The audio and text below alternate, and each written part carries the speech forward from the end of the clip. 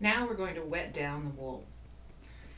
If you have hot tap water, that's fine, but if not, microwave it or heat it on the stove so it's just as hot as you can stand.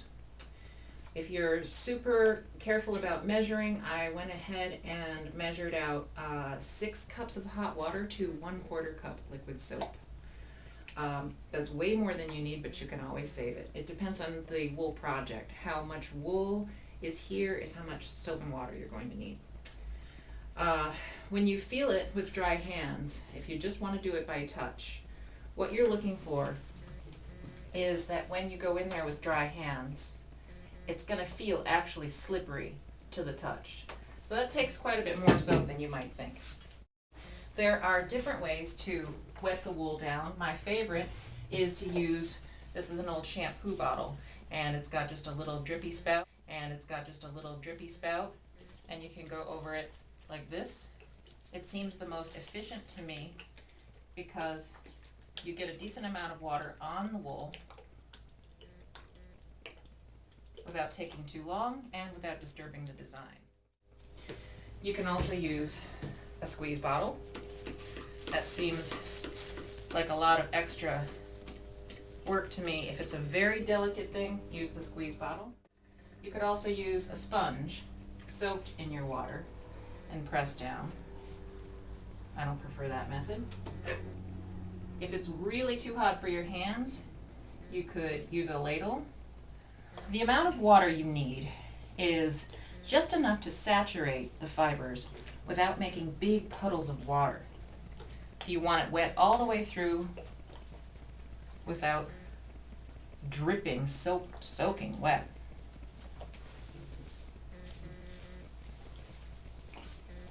When you think you've covered the piece very well, you'll see that it's bumpy where some dry spots and wet spots are. So when you press down with your hands, that will spread out the water. If your hands are sticking to the tool or web that you're using, go ahead and put a little extra on your hands this way. That will make it not stick. So when you see puffy spots, you know those are dry spots. You can go ahead and wet some more.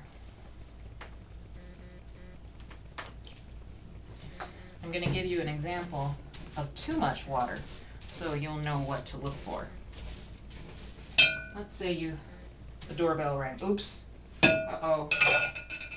Now if you look and you see the big puddle between my fingers as I press down, that's too much water. So to avoid disaster, you press down with a towel and blot it, or a dry sponge and wring it. And now we're back to where we need to be. If you have any issues of corners coming up or anything you want to adjust, do it now. Peel it back very carefully from the tool because it will stick to it. You want to straighten out your edges, you can grab them and tuck them under like this. Now that the piece is fully wet, we can start the felting process at last.